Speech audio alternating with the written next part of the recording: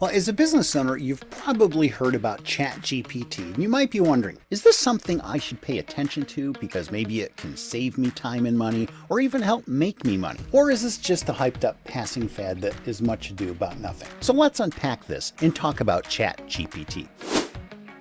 If you've heard about ChatGPT, but you're really not sure what it is, it's basically a user-friendly form of artificial intelligence that can help you do your job quicker and better.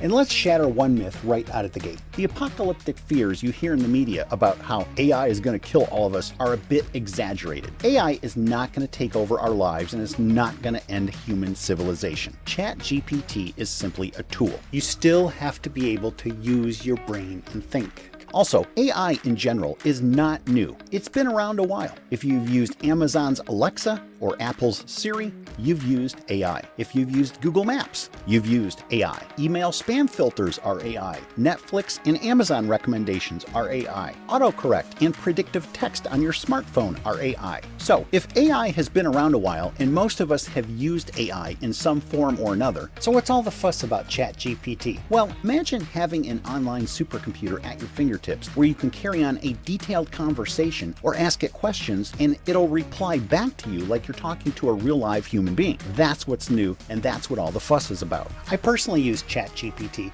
and I'll show you some of the ways I've been using it in just a moment. But first, you might be wondering, why not just do a Google search? Like, what's the difference between Google and ChatGPT? Well, think of Google like a knowledgeable librarian where you ask for information on a topic and the librarian responds with a list of books, or in this analogy, a bunch of links to websites where you can go and read more about your topic on your own. That's how Google works. ChatGPT, on the other hand, is like having a super smart, well-read assistant that gives you detailed and specific responses in a conversational manner like you're talking to a real live person. Both tools, Google and ChatGPT, have their place. If you need lots of sources or want to do extensive in-depth research, Google is great. However, if you want a quick, detailed answer, or you need help formulating ideas, writing content, or clarifying concepts, ChatGPT can be really useful. Here's how I have used ChatGPT thus far. First, content generation. Recently, I needed to create a new sales page for one of the services we offer, custom logo design. Rather than staring forever at a blank computer screen, I decided to enlist the help of ChatGPT. Not knowing what to expect, I typed in the prompt, "Please write a simple sales page outline promoting a logo design service." This is what it gave me. Okay, not bad. Within seconds, I went from scary blank page to something I could work with and build upon. And by the way, if you get nothing else from today's video, remember this: it is 1,000 times easier to edit something than create it from scratch. This is your $1 million tip of the day. Another way I like to use ChatGPT, and this might be my personal favorite, is brainstorming and idea generation. Continuing on with our real-life example of creating a sales page promoting our logo design services, I needed a sub-headline to support and amplify the main headline of custom logo design, which admittedly is kind of bland and boring. So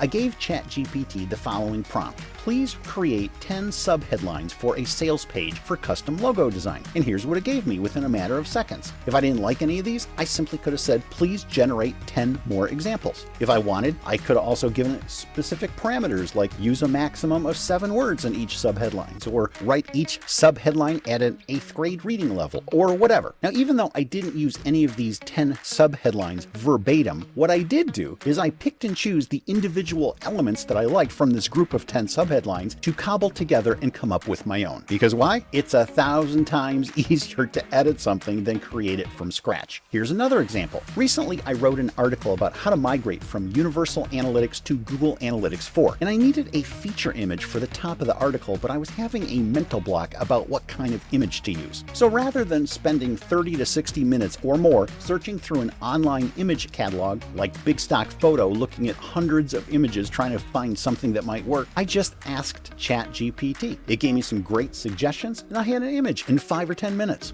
Okay, so what are some drawbacks of ChatGPT? Sometimes the data ChatGPT spits out is factually incorrect. It generates stuff that sounds really good, but it's not accurate. Therefore, when using ChatGPT to help you create content, you need to fact check your work. Also, sometimes the responses ChatGPT gives you are just lame or out of context. So sometimes you need to ask ChatGPT to generate additional responses until ChatGPT gives you what you're looking for. Also, ChatGPT ChatGPT does not have access to real-time data. Its brain is only trained on data up to September 2021, which in the grand scheme of things is not ancient history, but if you want up-to-the-minute info, you'll need to use Google. So what's the verdict? Should you pay attention to ChatGPT, or is it just another passing fad? Well, it depends.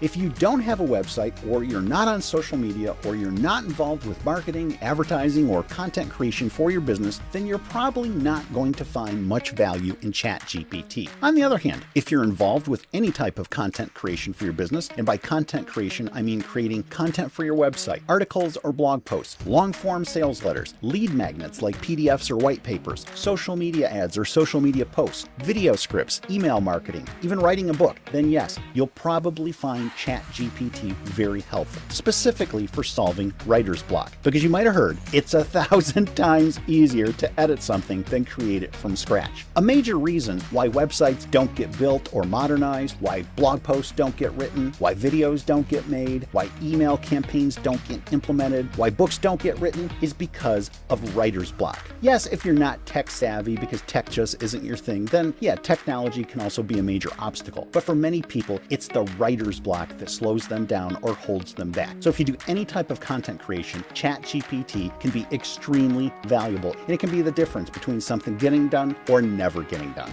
Well, that's it for now. Hopefully I was able to provide some clarity and demystify what ChatGPT is all about, as well as help you decide whether or not ChatGPT is something you should explore further. And remember, if you have any specific topics you'd like me to cover in future videos, you can suggest them at markbrinker.com/topics. Have a great rest of your day, and I'll talk to you soon. Bye for now.